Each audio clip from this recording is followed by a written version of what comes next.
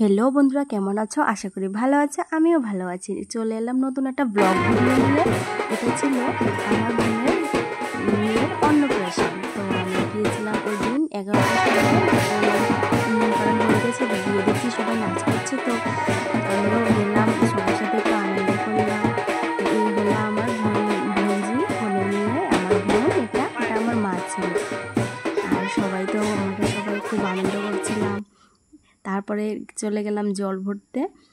তারপরে ওখানে তো অনেক বৃষ্টি ছিল, কোনো রকমের ছাতা ধরে তারপরে আমরা জল টল ভরলাম। এটা আমরা ত্রিপুরার ভাষা নয়, আমাদের ভাষাটা একটু অন্যরকম, আমি সবার বোঝার জন্য আমি এভাবে বলছি। তারপরে কার কার এই নিয়মগুলি আছে এটাও তোমরা বলো, কমেন্টে বলো। এটা অন্নপ্রাশনে যখন বাচ্চাদের 6 মাস হয় তখন এই নিয়ম কারণগুলো করা হয়। আর তার ফাঁকে ফাঁকে আমি যে ফটোগুলো নিয়েছিলাম তার একটু অ্যাড করে নিলাম।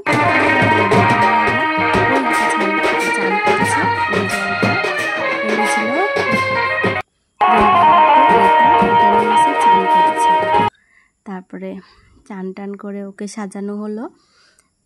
তারপরে এই যে আমার এটা মেয়ে, আমার একটি মেয়ে।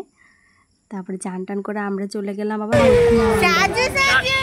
ঠাকুর বাড়ি। ওখান থেকে ওর অন্ন ভোগ এনে ওকে মুখে ফার্স্ট অন্ন দেওয়া হবে। তো আমার তো ভাই নেই, সেই জন্য আমার বাবা আমরা ওখানে গেলাম, একটু ঘুরলাম। তারপরে এই যে আমার বোন ওরা একটু ফটো শুট করলো, সবাই খুব মজা হলো। এটা লক্ষ্মীনারায়ণ বাড়ি।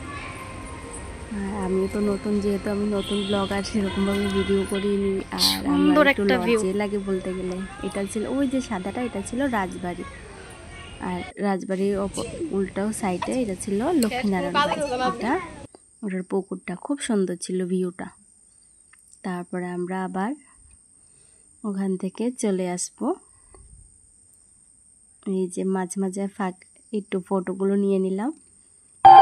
তারপরে এটা গেটে যখন ওরা লক্ষ্মীনারায়ণ বাড়ি থেকে এসছে তখন ওরা বাচ্চাকে, এটা ছিল আমার বাবা যেটা ছাতা ধরেছিল, ওরা সবাই বরণ করে নিচ্ছে।